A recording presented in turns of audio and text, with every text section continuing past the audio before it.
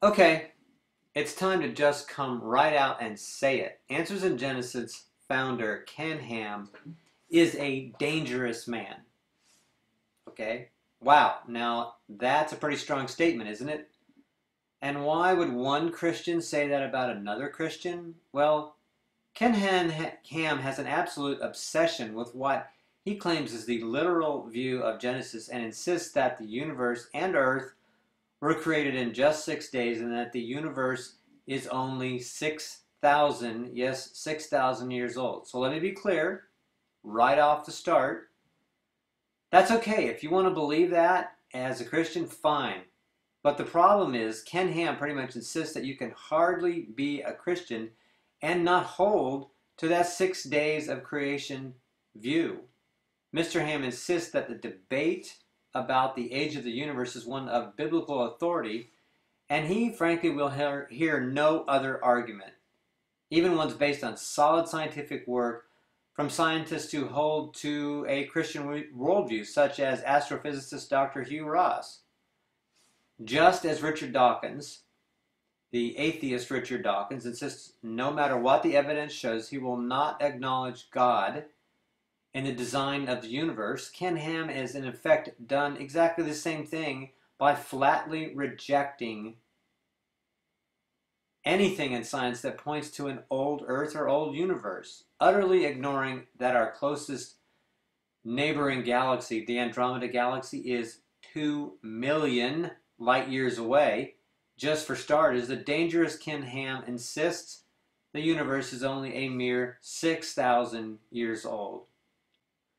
Okay, but why is Ken Ham dangerous? For the simple reason that in his article entitled Rejecting 6 Literal Days, What's the Real Motivation? Ken, instead of looking for real answers and science to back up his assertions, wants to suggest that Christians who even attempt to present evidence of a different interpretation of Genesis that contradicts Ken Ham's 24-hour, 6-day creation interpretation, well, those people must have some kind of an anti-Christian, anti-God motivation. In Ken's article, which is a rebuttal to Justin Taylor's article, Biblical Reasons to Doubt the Creation Days Were 6 24-hour periods, Ken does little to actually rebut the 5 reasons given by Taylor, but instead questions Taylor's motivations, accusing him of questioning God's and the Bible's authority. Ken Ham gets into dangerous cult-like, yes, cult-like territory when he goes down the path of making the age of the universe an authority issue instead of making this exactly what it is. It's an interpretative issue. While I'm certainly not a Hebrew scholar or a theologian, there are plenty of those types out there who most definitely question how the ancient Hebrew of which Genesis was originally written is to be interpreted when it comes to the creation event. Just as there are different views on baptism, there are also differing views on the age of the universe and how to interpret Genesis 1 and 2. But not in Ken Ham's world. No, there's only one closed-minded anti-science view in his world.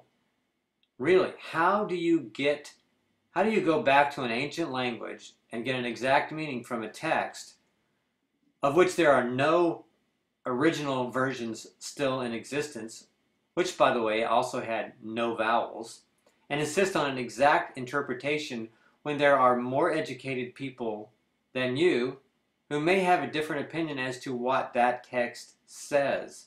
And then to top it all off, you arrogantly want to question their motivation and in effect say whether or not they are real Christians or not.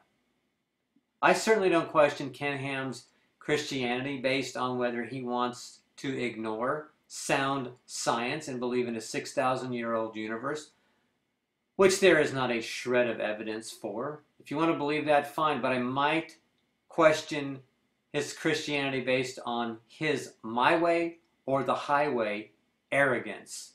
When you question somebody else's core beliefs and motivations based on a narrow interpretation that you hold to, that's when your beliefs and your motivations are the ones that actually come into question.